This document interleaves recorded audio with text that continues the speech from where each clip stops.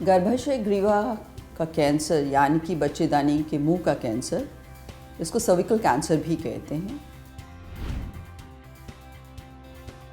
ये एक बहुत लंबे अरसे तक अगर एक वायरस रहता है जिसको HPV वायरस कहते हैं, अगर बहुत देर तक बॉडी में रहे तो सर्विकल कैंसर कर सकता है। मेजॉरिटी ऑफ टाइम्स ये सेक्सुअली ट्रांसमिटेड डिजीज़ माना गया है।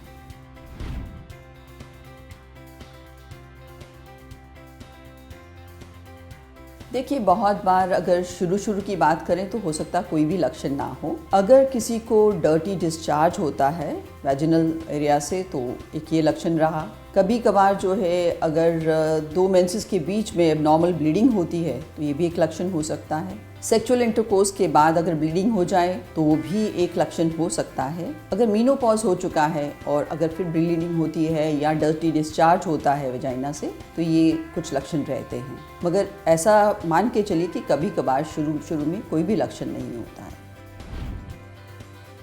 तो जो भी सेक्सुअली एक्टिव लोग हैं उनमें ये डिजीज़ हो सकती है, और अगर आप स्मोक करते हैं तो चांसेस और बढ़ जाते हैं।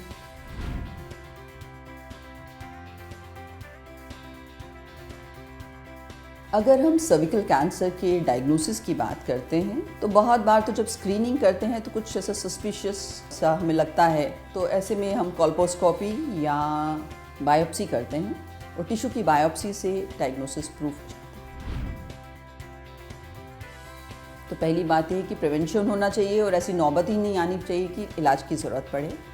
मगर अगर इलाज की ज़रूरत पड़ ही जाती है तो भी परेशान होने की ज़रूरत नहीं है, अपने डॉक्टर के पास जाइए और इसका इलाज कराइए। इलाज में इनिशियल स्टेज में अगर डिजीज़ पकड़ में आ जाती है तो सर्जरी इसका इलाज रहता है, और अगर पेशेंट यंग है तो फर्टिलिटी प्रिजर्वेशन का भी ऑप्शन रहता है। अगर डिजीज़ जो है वो लेट पकड़ में आती है, स्टेज एडवांस हो चुका है, तो ऐसे में या तो रेडिएशन और या फिर कीमोथेरेपी जो है वो इलाज बन जाता है।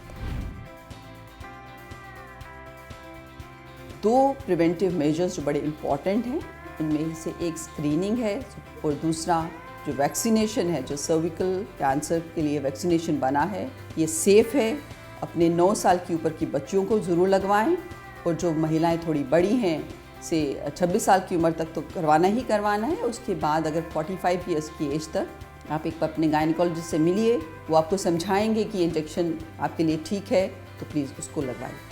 चाय बेशक ख़त्म हो गई है, मगर सर्विकल कैंसर की चर्चा जारी रहनी चाहिए, क्योंकि ये चर्चा चलेगी तभी हम इंश्योर करेंगे कि सारा भारत और ये सारा विश्व जो है ये सर्विकल कैंसर मुक्त हो जाएगा।